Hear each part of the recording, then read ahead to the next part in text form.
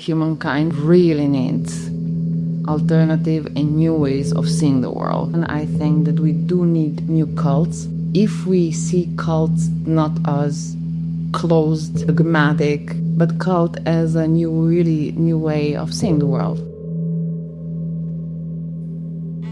In the heart of northern Italy, just an hour north of Turin, lie the Alps.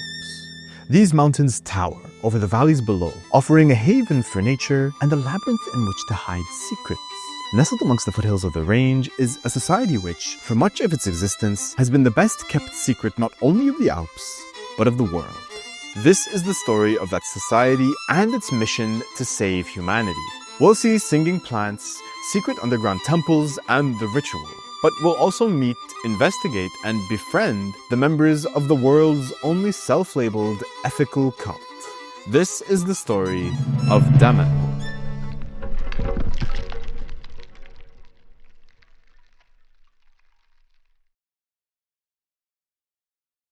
Hi, this is Earthlings. I'm Yusuf, and in 2 hours, I'm going to be joining a cult. But first, allow me to introduce myself. I'm 27, I'm a newspaper archivist, and my whole life I've craved adventure. When I first got the idea of going to Damanhur, most people asked me, But Yusuf, why do you want to live in a cult? The answer stems back from when I was a little kid gleefully watching Indiana Jones, waiting for when it would be my time to go and explore ancient ruins in search of lost treasures. And for a while, I waited my turn. I waited patiently for some sudden call from the universe to fall into my lap and whisk me away on some grand adventure. But when I got tired of waiting for something that would never come, I kind of gave up for a while. But there comes a point in every person's life where they truly have to come to terms with the pure indifference of the universe. And if they want to do anything worth a damn, take matters into their own hands. And so, on top of a mountain of unrealized dreams, I started to slowly climb out of that mindset. Which is right around the time that, ironically, while wasting time, was scrolling through Reddit and came across a thread about cults. One in specific stood out to me, not because it seemed particularly nefarious. No, this place seemed otherworldly, somewhere completely of its own, somewhere I had to go and see for myself.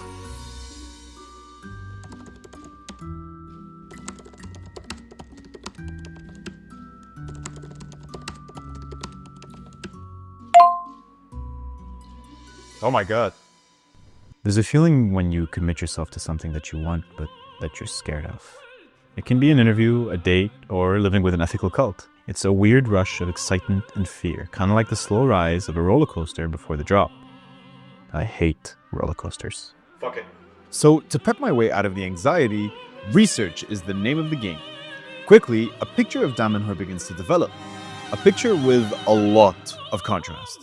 Plants that make music, a siege mentality against the outside world, time travel, stopping people from leaving, healing machines unknown by conventional medicine, tax evasion, underground temples, talking with animals, and an enigmatic founder, a forum, a study, and my investigation.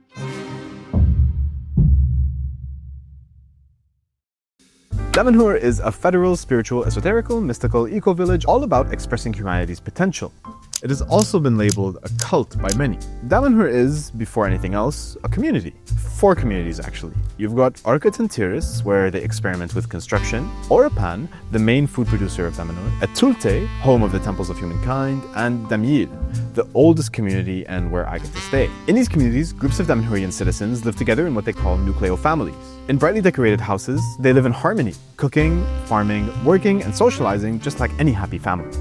Potential is at the heart of Damanhurian belief. For one to express their potential, for example through art, is to truly connect with the divine. I think that's why they're giving me the time of day at all. They're letting me express my own potential, and I'm grateful for that. But what about the other side of the coin? Is it a cult, or is it just a group of people who believe in something and put their money where their mouths are? Damanhur calls itself an ethical cult, but only because it's been called a regular cult for years. That's all according to this article on the official Damanhurian blog. Here, they draw conclusions on the basis of there being different types of cults, kind of like different genres of music.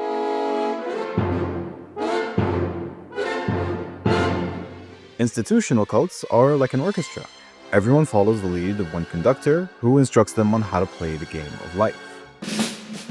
A marching band. People blindly march behind the leader with no understanding of the greater purpose.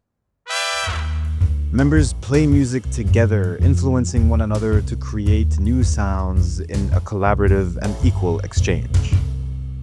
So, institutional, ethical, culty, what kind of cult are we dealing with here? There's only one way to find out.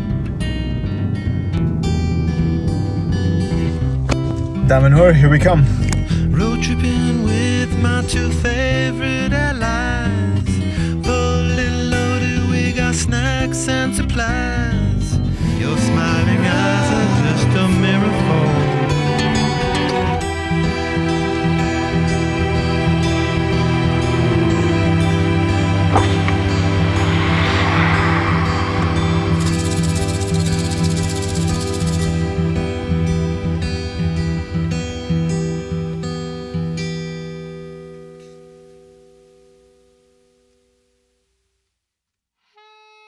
Damil is the perfect introduction to Damanhur, being its oldest city as well as its capital.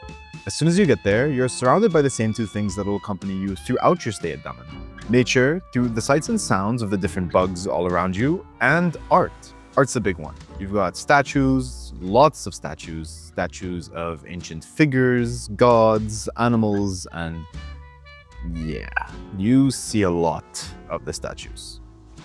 The next most obvious thing you'll notice are the spirals and circuits, geometric patterns scattered around the territory created for walking and reflecting. The idea is to reflect while following the patterns and not step over any of the lines, although some residents of Damil consider this rule to be more of a suggestion.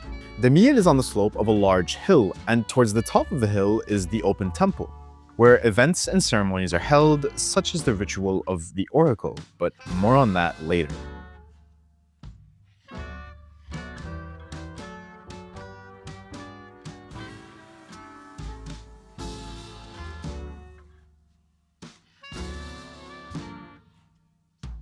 For now, walking between more statues and art, I reached the Casa Ragazzi, an old Damanhurian youth hostel that I've generously been put up in. This is home base, a perfect place to catch my breath and soak in where I actually am. And while I catch my breath, let me catch you up with a bit more about Damanhur. Damanhur's belief system can be a little hard to pin down. We are a spiritual philosophy, but we are not a religion. We believe that there is a divine ecosystem that exists and that we are all part of it. We wanted to develop the divine inside ourselves. The mission of Damanhur really is to recreate a harmony and to remember who we are, remember our past, and to recreate the harmony together. We are very open to change and constantly searching how to find proofs of what we believe in. During my stay, the story was slowly pieced together bit by bit, and it goes like this. Essentially, the universe has a collective consciousness that humanity has lost touch with, and in order to reconnect with this consciousness, humanity must relearn how to connect with the world, primarily through meditation and artistic expression. That's 90% of the story right there, but that last 10% was something I couldn't help but feel was a bit of esotericism being kept away from me. I don't know if it's my anxiety, but there's a general sense that the veil hasn't fully been lifted yet in terms of Damanhur.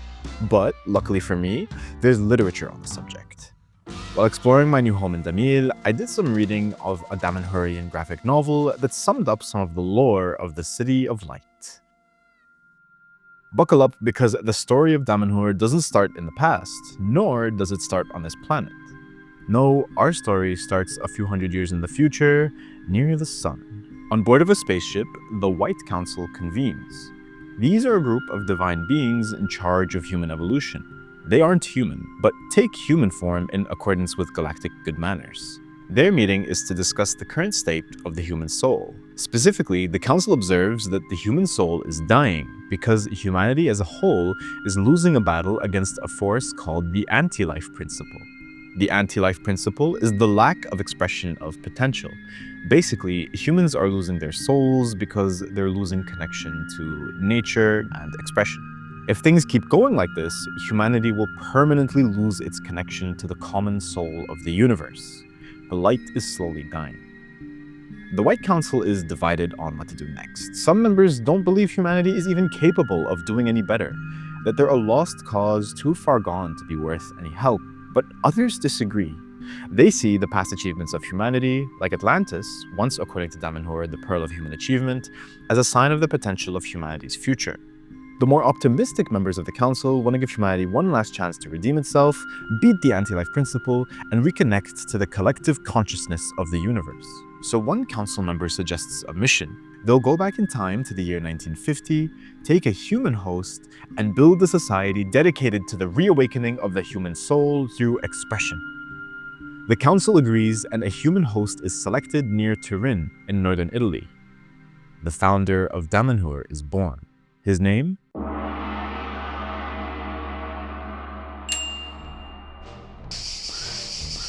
He was joking a lot, always joking. He was very dreamer and a creative, a volcano of ideas. He was a very humble, direct person. When you met him in the middle of Daman or of Damil, you wouldn't have said that's Falco, the founder of the community. He was a very gentle person, but also sometimes very he was not a patient person. Especially something that he really could not stand was when people were stupid.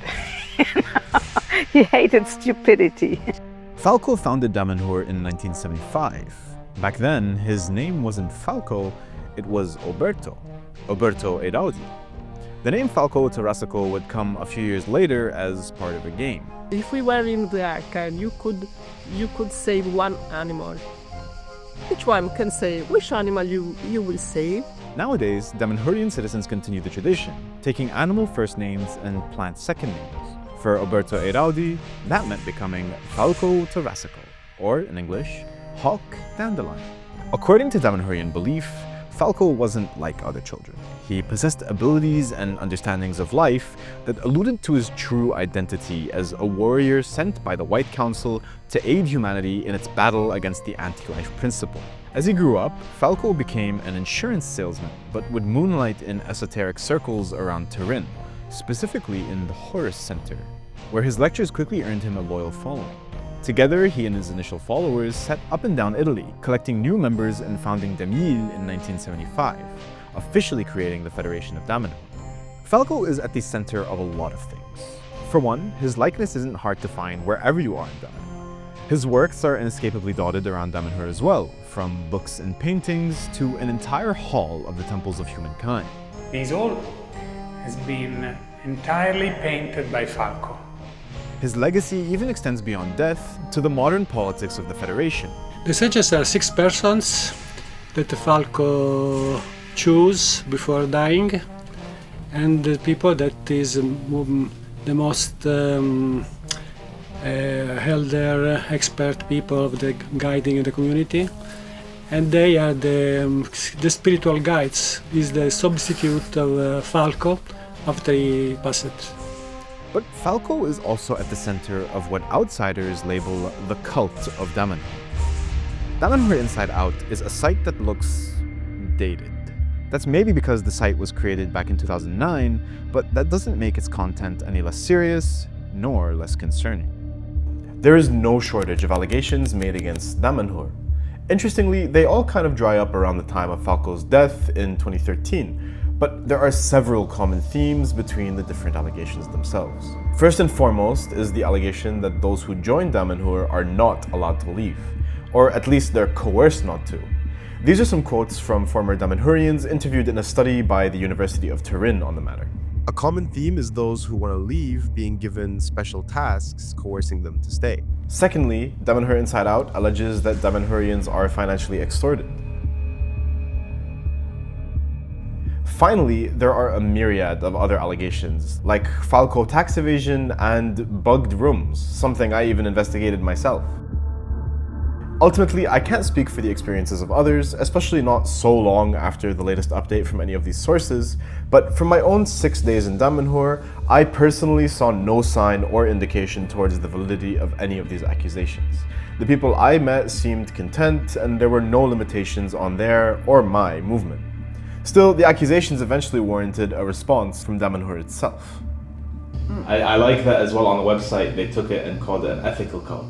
on the community page. Yeah, that's actually my article. I'm Really? very passionate about it because in this moment in time, I think that humankind really needs alternative and new ways of seeing the world. I have a feeling that all the current worldviews, which are predominantly religious, don't respond to current needs of humanity, in my worldview, of course. Understand also the worries that people have with cults, because there are for sure downsides and risks and experiences that people live that are not positive. We should just not, how we say in Italian, throw away the baby with the birthwater. Cult has been very bad labeled because of all the ideas of money-related things, sexual-related things, and all these kind of things. But actually, if we consider a group of researchers that try to develop something that is different from the mainstream thought, the process is always the same. Christianity at its beginning was a cult. Yeah. And it was completely out of society's norms, and early Christians were persecuted. So I'm saying, can we 2,000 years after see it a little bit differently and not necessarily try to diminish or offend or think it's crazy just because it's different. And do you think that that means Damanhur can become a model for other societies? Damanhur wants to be an inspiration for new societies, new philosophies, new models of living together. Yes, our vision is a society based on small intentional communities, because we do think that currently our society being based on nations, a human is very far away from the politics, from the decisions that are being made, and we want to have a society where the distinction is much less, so that I have a feeling that I am empowered to change things. And is that what Damanhur feels like to you, is empowerment? Exactly. Yeah. There is always a small group of people that maybe do something that at the beginning is closed, because like a egg, if it doesn't have the shell, can't develop. It's the same thing for a culture, for a project, or for whatever. You have to decide the laws, you have to follow the laws, you need laws, and then you have to stay inside the laws. But it's a fine balance between law and expression.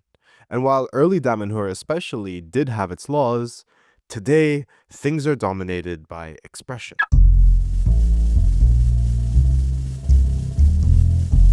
Damanhur Korea acts as the nexus between Damanhur's 4 communities, and it's filled with the results of Damanhurian expression. Its supermarket is filled with the produce of Damanhurian farms, its shops are stocked with Damanhurian books and art, its basement is home to Damanhurian doctors, and its halls are an ode to Damanhurian history, including a constitution and its own currency, even if no longer in use. The whole place is so teeming with expression that it's not just limited to humans. We are measuring the difference in resistance and the electromagnetic impulse of the plant, and through a particular software we have created, we assign each impulse, we assign a note. So the flowing of the water and the life in the plant is generating a flow of notes and so a melody. The music is changing according to the ambient where we are, and according even to the people who is near the plant. The music could change according to our thoughts and our feeling. This science has gotten so sophisticated that Damanhurian plants do more than just sing. We have the sensors that is applied on the earth and on the leaf, and we give to each impulse the possibility to generate a movement on the wheels. And so we believe that they have the possibility to learn how to drive the car. There's not many takeaways I could think of for a plant driving a car in circles except this. If a fern can hit donuts, I can sure as hell make this documentary. That's empowering, I guess. Animals play a big role in Damanhur, including on its farms where chickens and cows in Orapan, Damanhur's main farming community, offer sustenance to citizens. Damanhurians connect with nature and animals in a lot of ways, and in Orapan, I try to do the same. But my results weren't great. Back at Damanhur Kriya, some Damanhurians had better luck with animals, not with cows, but on a mission to Uganda to contact gorillas. This is part of the bridge animal concept, where certain animals like gorillas and whales are designated as having high potential for connection with humans. This group reported positive results, with gorillas even letting them make eye contact. As impressive as all of this is, it is a little bit of an ego hit to see a houseplant hit moves in a car that I could only dream of, and see people connect with animals in a way that almost seems science fiction. Luckily for me, there's something Damanhurians have that can take the edge off. Selfica is a living energy that is here to support our synchronic walk of life. We are able to create, let's say, the vessel of this energy to be able to be hosted inside of, let's say, a physical body. So practically we have one that is here, that is to reduce any muscle inflammation. This is a very popular one as well that many see. It's our Dreamscape Navigator, and this is to help also in the phase of dreams, to help guide us in the parts that are synchronistic, that are needing for us to understand. Many of this may look like sci-fi for some people, or something not very common, or say, oh, it's just simple metal. But the fact of the matter is that we're working with the realm of synchronicity with this kind of energy. And now there are tools that are actually being born. Recently, a weirdoscope, which was an interesting randomizer on the quantum field, was able to measure that there's actually a level of events in consciousness being moved by using Selfica. So there's definitely something happening when we enter into contact. Do you feel it? Absolutely. Selfica isn't just great for dream catching and vibe correcting, this stuff heals. Something I got to experience firsthand. Falco built all the Selfica part, while our labs, all the mechanical things that are needed to move. Selfica is at the core of what Damanhur considers itself to be, as a laboratory for the advancement of humanity and its connection with the divine, with Selfica as the physical vessels through which that connection can be harnessed. That goes into Selfica Healings, of which Damanhur has different types. The first, almost like a spa, has you choose certain ailments to target in an hour-long healing session. When they asked me what I wanted to target, I first answered that I wanted to heal my anxiety, before they clarified that they meant something physical. My ankle injury would have to do. But this healing is just a teaser of a much more powerful one that channels prana, or life force. What you will experience now is a prana Selfica treatment. That is a prana healing, that is a pure vital energy with a healer that works as a channel, and then a complex Selfica device that create an additional strength and power. In this water will be stored the excess of energy that you won't absorb during the treatment. You can drink a spill every morning or when you feel it. This will remind and bring in some additional energy. You should just write your name on the back. And then to prepare yourself to the treatment and to help aligning your brain hemisphere, you just make this path and you start from here. And then every time you find a cross, you can decide wherever you want to move in silence and without crossing your legs. The preparation for the healing is a peaceful meditation, but it sure as hell didn't prepare me for what I was about to see. Okay. Ready.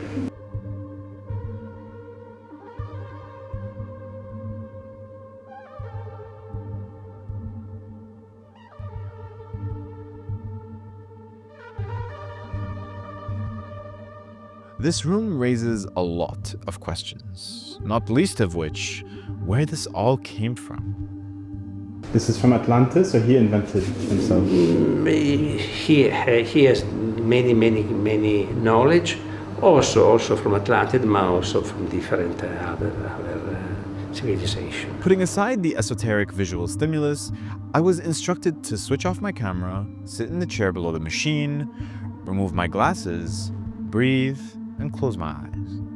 As I did, the machine whirled to life.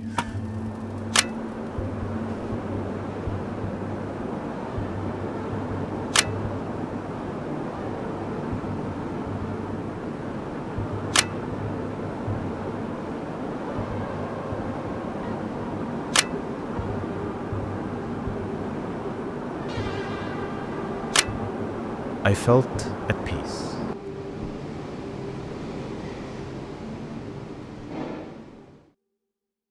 As someone aspiring to be an artist, I can't help but admire those who have already put their money where their mouths are and walked the walk. Damanhur is full of people like that. Perhaps the most famous example of it is in the temples. But before I got to see those, I got to meet some of the Damanhurians responsible for them.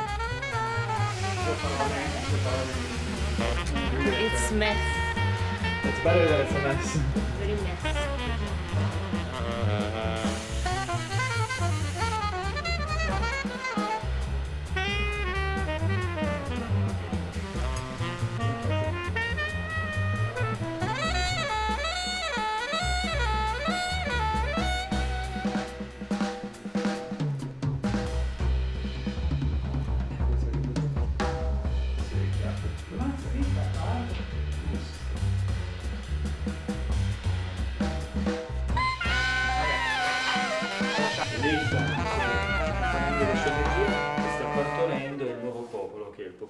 And she's giving birth to the new people, that symbol is the people of Damanhur.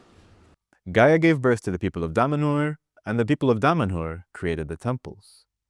But I shouldn't be allowed to even know about them, let alone see them. So why is it that I was welcomed in with open arms and a giant, bulky camera rig? Well,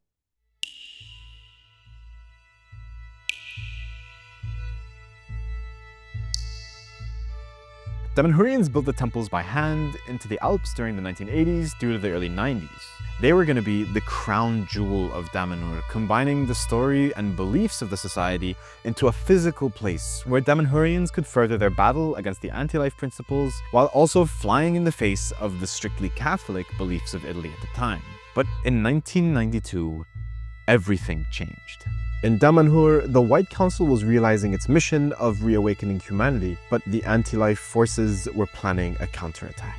We were blackmailed by a former member of Damanhur who was there in the beginning and who for many years was a good friend. Falco, one of the early members of Damanhur, defected. Allegedly, he believed newcomers were gaining too much influence in Damanhur and became disgruntled. And he said, either you give me so much money, or I will reveal to the authorities that there is a non-authorized underground temple. Eventually, he took his grievances all the way to the Vatican, and soon the temples in the heart of Catholic country would receive a visit from local law enforcement. But there's a twist in the tale, because local governance was so impressed with the temples that they ended up retroactively legalizing them, breathing new life into Damanhur. Now I get to follow in their confused footsteps. Off to see the temples today. I wore my funkiest shirt for the occasion and I can't wait because this is the main event.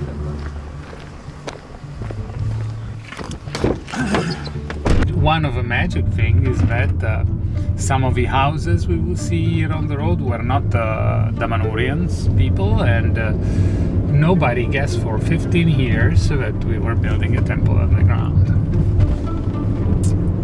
It is quite a lot.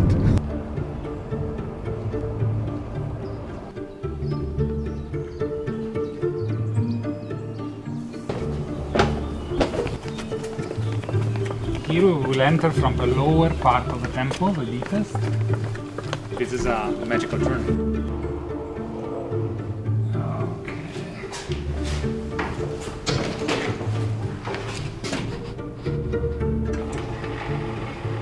Here you can see the original rock that we excavated. There were no geologists, no architects, no engineer, just Falco wisdom and a lot of will and intention and connection. Let's enter. Welcome in the temples of humankind.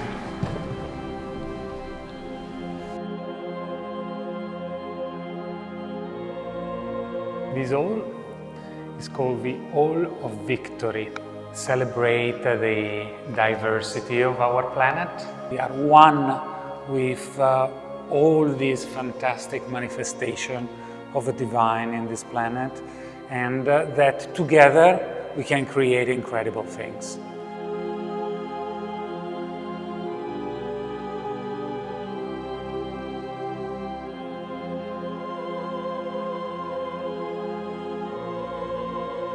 This battle with many people that actually are fighting, and we are expressing our potential against those gray figures that when we go closer look like ourselves. That means and suggests us that probably we have a kind of anti-life principle inside of us also.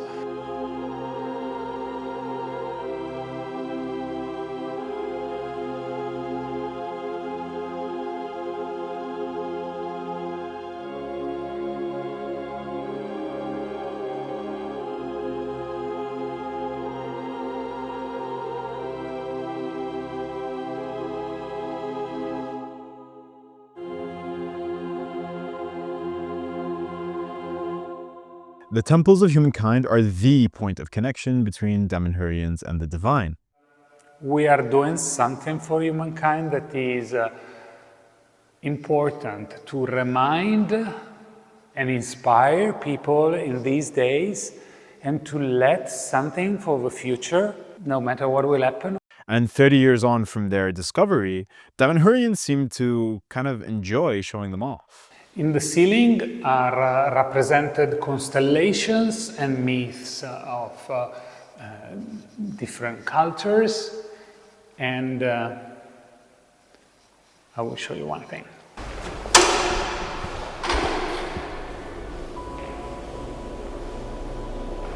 The sky represents what you can see from here 22,000 years ago. So why 22,000 years ago? Because for many esoteric tradition, that was a peak moment for the civilization of Atlantis, that represent a golden age where a different type of technology, innovation and awareness of humankind was manifested.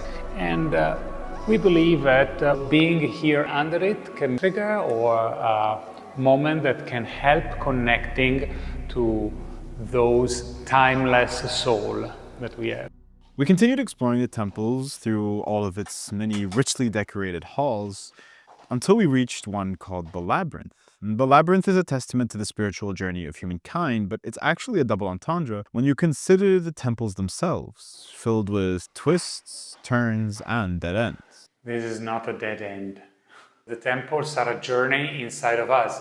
Each hall is connected to specific frequency, to specific elements, and so they reflect our inner journey.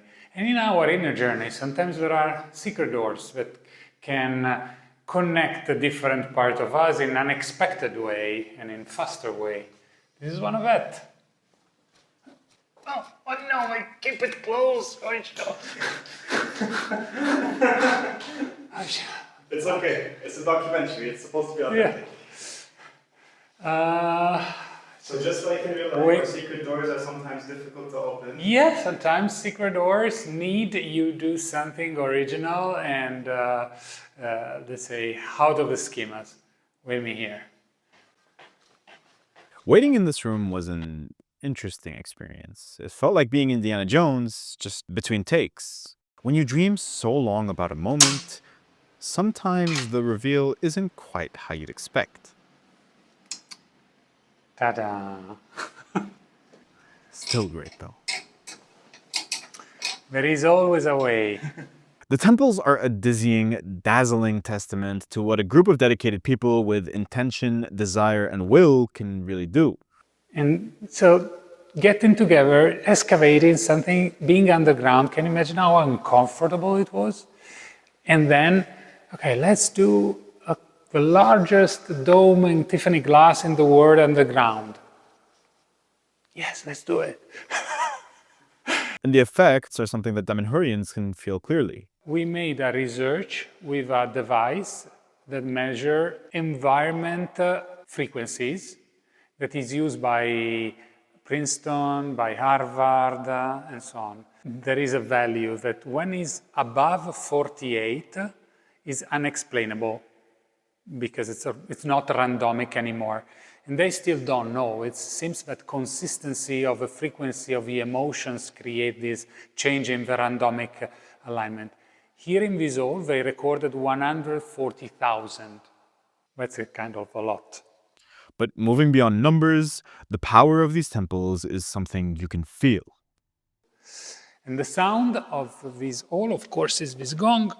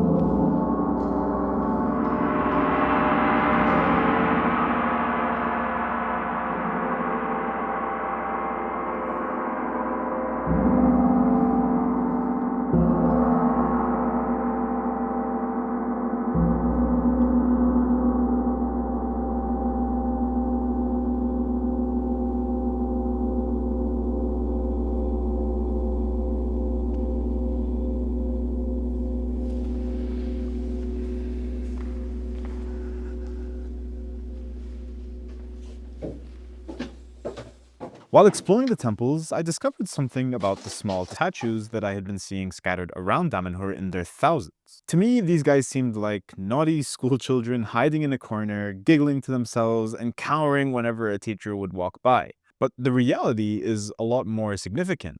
These guys are actually vessels for those Damanhurians who have died. In our belief system, there is a moment that lasts more or less 70 days when your physical body dies. And in those 70 days, this statue with the fire and other things is a kind of connection point that is placed in the temples somewhere. Each person makes their own, carefully considering what symbols of the Damanhurian sacred language to decorate their statue with. Once done, they're placed somewhere around Damanhur, for example in the temples. When a Damanhurian dies, they're then able to use their statue as a guide while they wait for reincarnation. We believe in the reincarnation. Damanhurians see life as a manifestation of the great divine consciousness. We are one, but we are part of a bigger design. Therefore, not only can this manifestation be repeated through reincarnation, memories of past lives can actually be remembered, something Damanhurians have mastered. In one life I was living in 1700 and I was in Europe and I was originally from Scotland, but I was living on the big courts, and I was a beautiful woman able to play the piano and to sing, and I was very good in extorting information. And my first past life was kind of like a warrior monk, dedicated his life to the containment of knowledge in a particular sacred place. For example, I had a very strong arachnophobia, and I reconnected to one of my past lives where I actually died bite by a spider. I had a past life as an Australian Aborigine, and I used to fish with my hands, and And that is something that I feel inside me very, very strong. I was in a Roman ship and it was a nice life, always moving, always a movement. It was hard life, but also knowing a lot of place, a lot of people. Or another one when I was a doctor in 1500 in Portugal, and I already then was working with kind of hypnosis and with oils, with smells, and I was coming from a very rich family, but I had no social difference. For me, there was no social difference between people who were very rich and people who were not, and that's why I got killed in a fight that was initiated by purpose to get me killed. I had a very strong sense of justice, and they wanted me out of the way. Do you remember what it's like to die? Yes. Somehow. You kind of leave life behind and let go, and then you go into something else. That sounds comforting. Mm-hmm. I think it is. Do you ever miss any of your past life? I think it's the most important now. Meanwhile, in the now, Damanhurians are taking the idea of resurrection to nature.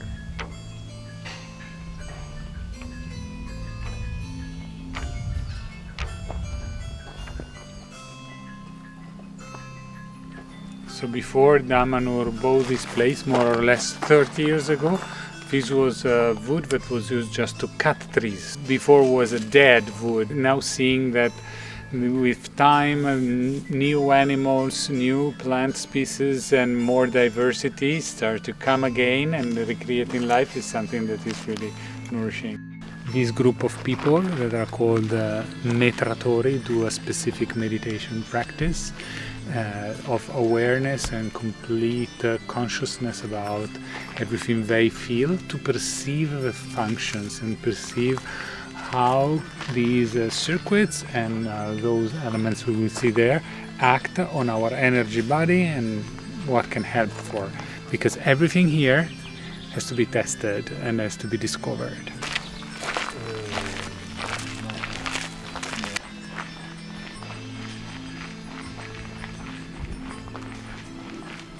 Allora, io ho scelto quest'albero un po' con l'emozione e anche un po' con la testa. Normalmente quando si sceglie un albero, al momento della scelta gli si porta un dono come un qualche cosa di tuo. Gli ho portato un ramo che era come, che avevo tipo così, che in lingua sacra vuol dire et, sacro, e l'avevo intagliato. Ho visto che sulla sua corteccia c'è una parte che aveva lo stesso simbolo. Wow.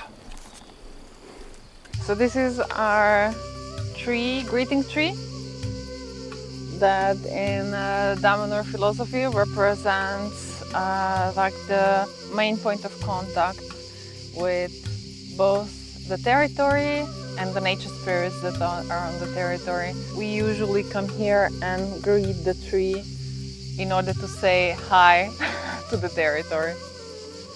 So we are now in Arcatentiris, which experiments a lot with different ways of building houses. It's completely done with ecological material. And this is a rotating house. It has a system below it, you can see it, and it rotates with the sun. And then we also built this wooden house, which currently is used for hospitality, so that people can come and experience community life. And it's our main project of giving people the opportunity and the occasion to experiment community life. Imagine the group of people that created this, let's say, a different community inside of Damanhur. They were building the house from scratch in an environment where there was no water, no electricity, nothing. So they were really living as super pioneers. It's not taking yourself too seriously, and it's also being playful and creative and using your fantasy and opening up new frontiers of the mind. And here we have a hand through which we connect with the house and with the people inside the house, of course. It's very important in Damanhur, this element of being the children of community. It's something that was very tangible during COVID times. In the moment where in the normal society people were isolated and alone. In community it was quite the opposite, because we're living together. It was such a beautiful discovery of support, solidarity, of being there for each other. It's a beautiful archetype that should be a little bit rediscovered in our society, I think. We love isolation, we love individuality, which are all beautiful aspects of life. It's important to keep those as well. Still, I think that we went a little bit further away on the extreme of this isolation and individuality. Expanding the pursuit of community is central to Architecture's future missions. And I will show you our secret place.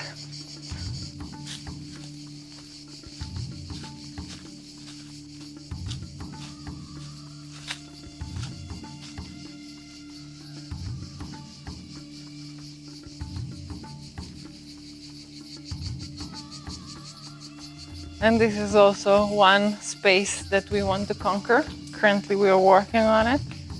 I hope it's going to be a beautiful space for community gatherings and people to come and do art.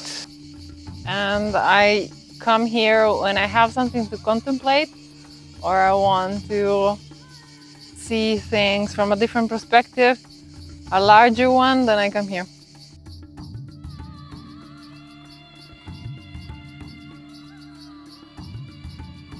The myth says that there is treasure beneath this rock, something that makes you curious. What kind of treasure? Gold. Should we go get the pickaxe? We'll check. If you want. Let us pick some food for our lunch. These are the greenhouses. Some basil, some tomato, some mozzarella, and that's our lunch. Very Italian. Very Italian.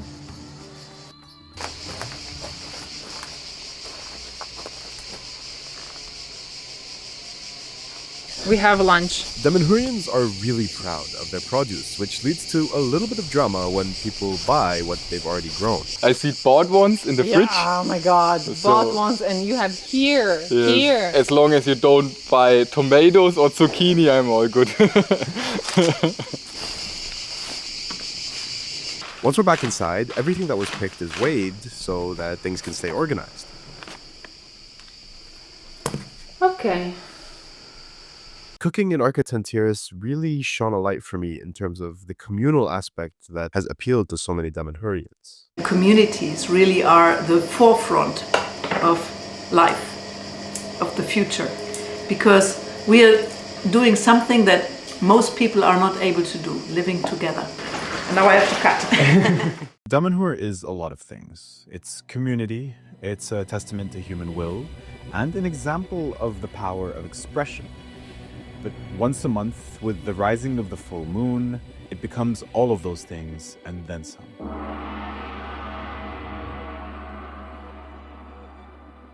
The ritual of the oracle is a mysterious, secretive ritual, and I was only able to gather tiny insights into what it actually is. But even those would pale in comparison to what I was about to witness. As I left the Casa Ragazzi, I noticed in the distance robed Damanhurians. A teaser of things to come, but my place wasn't with them yet. I was told first to go to the bottom of the hill to be briefed alongside the other visitors. As drums echoed in the distance, a robed Damanhurian began to describe what we were about to see. The Damanhurian Oracle is a group of divine forces which includes all the oracles of ancient times.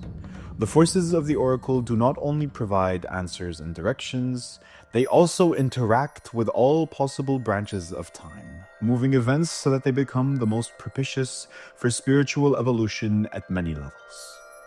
During the ritual, a window of spiritual light opens and everybody present can feel the contact with the divine dimension. The ritual opens with offerings to the divine through the vehicle of fire. As we took our seats, an energy filled the air. The divine dimension is here. As the open temple fills, a groan of metal announces the arrival of the oracles and priests, along with other Damanhurians who take the stage. One hits a gong and the ritual has begun.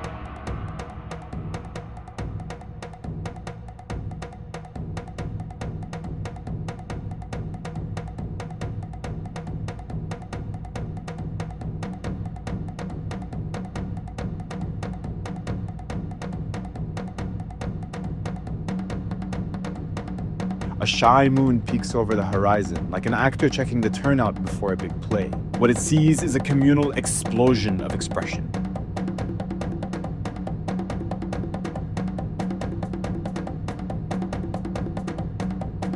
My leg can't help but bounce as I imagine my own expression, editing this video, making more, living. All the while there's more fire, more dancing, more music as a blood-red moon fully rises. All around me, Damanhurians dance. Eventually, even I'm dancing. I no longer belong to myself, but to the collective consciousness. This is Damanhur.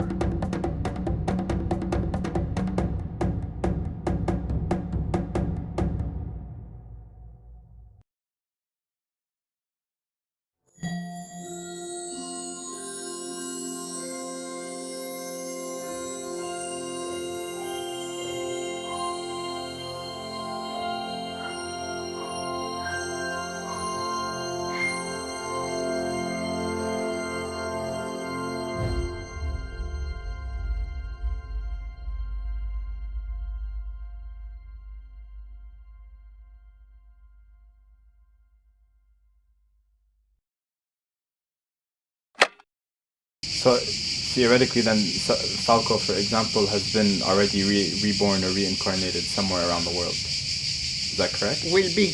Will be.